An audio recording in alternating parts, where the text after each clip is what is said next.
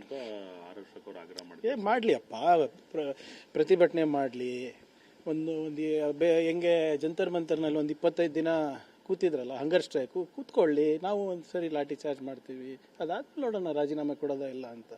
PSI ಹಗರಣ ಆದಾಗ ಯಾರು ರಾಜೀನಾಮೆ ಕೊಟ್ಟಿದ್ರೇನ್ರಿ? 6 ಸರಿ ಕೌನ್ಸಿಲ್ನಲ್ಲಿ ಮತ್ತು ಅಸೆಂಬ್ಲಿನಲ್ಲಿ ಹಗರಣನೇ ಆಗಿಲ್ಲ ಅಂದ್ರಲ್ಲ.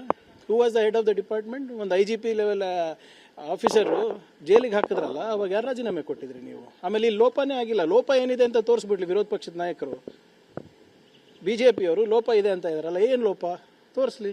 ಈಗ ಲಕ್ಷಾಂತರ ಜನರು ಎಕ್ಸಾಮ್ ಬರ್ದಾದ್ಮೇಲೆ how can only these people not right? ಆಮೇಲೆ ನೋಡಿ, ಈ ವಿಚಾರದಲ್ಲಿ ವೈಯಕ್ತಿಕವಾಗಿ ಯಾವುದೇ ರೀತಿಯಾದಂಥ ಕಾಂಪ್ರಮೈಸ್ ಇಲ್ಲ. ನಾನು ಇವಾಗಿದ್ದಲ್ಲ, ವಿರೋಧ ಪಕ್ಷದಲ್ಲಿ ಇದ್ದಾಗೂ ಕೂಡ KPSA ಬಗ್ಗೆ, KEA ಬಗ್ಗೆ ಮತ್ತು ನಮ್ಮ ಯುವಕರ ಬಗ್ಗೆ, ಅವರ ಭವಿಷ್ಯದ ಬಗ್ಗೆ ಸಾಕಷ್ಟು ಕಾಳಜಿ ವಹಿಸೇ ಮಾಡ್ತಾ ಇರೋದು. ಈಗಲೂ ಕೂಡ ಹಿಂದೆ ಯಾವ ಮಿನಿಸ್ಟರ್ ಬಂದು ಮುಖ್ಯಮಂತ್ರಿಗಳಿಗೆ 3.5 ತಾಸು ಕೂಡಿಸ್ಬಿಟ್ಟು DC SP ಅವ್ರ ಜೊತೆ ಸಮಾಲೋಚನೆ ನಡೆಸಿದ್ದು? ಎಷ್ಟು ಸರಿ ಯಾವ ಮಂತ್ರಿ, BJP ಮಂತ್ರಿಗಳು ಬಂದು KEA ಹೇಗೆ ನಡೆಸ್ತಾ ಇದೆ, KPSC ಹೇಗೆ ನಡೆಸ್ತಾ ಇದೆ, ನಾವು ಮುಂಜಾಗ್ರತಾ ಕ್ರಮ ಏನು ತಗೊಂಡಿದ್ದೀವಿ ಅಂತ ಒಂದೊಂದು ತಾಸು ಪ್ರೆಸ್ ಮೀಟ್ ಮಾಡೋದು ನೋಡಿದ್ದೀರಾ? ಎಲ್ಲನಾ ತೋರಿಸ್ಬಿಡಿ. BJPಯವರು ಒಂದ್ಸರಿ ಮಾಡಿರೋದು. ಸರ್, ಅರ್ಧ ಗಂಟೆ ನೀವು ರಾಜೀನಾಮೆ ಕೊಡಬೇಕು ಅಂತ ಆರಕ್ಷಕ ಅವರು ಆಗ್ರಹ ಮಾಡಿದ್ರು. ಮಾಡಲಿ ಅಪ್ಪ, ಪ್ರತಿಭಟನೆ ಮಾಡಲಿ. ಒಂದು ಹೆಂಗೆ ಜಂತರ್ ಮಂತರ್ನಲ್ಲಿ ಒಂದು 25 ದಿನ ಕೂತಿದ್ರಲ್ಲ, ಹಂಗರ್ ಸ್ಟ್ರೈಕು ಕೂತ್ಕೊಳ್ಳಿ, ನಾವು ಒಂದು ಸರಿ ಲಾಠಿ ಚಾರ್ಜ್ ಮಾಡ್ತೀವಿ, ಅದಾದ್ಮೇಲೆ ನೋಡೋಣ ರಾಜೀನಾಮೆ ಕೊಡೋದ ಇಲ್ಲ ಅಂತ. PSI ಹಗರಣ ಆದಾಗ ಯಾರು ರಾಜೀನಾಮೆ ಕೊಟ್ಟಿದ್ರೇನ್ರಿ?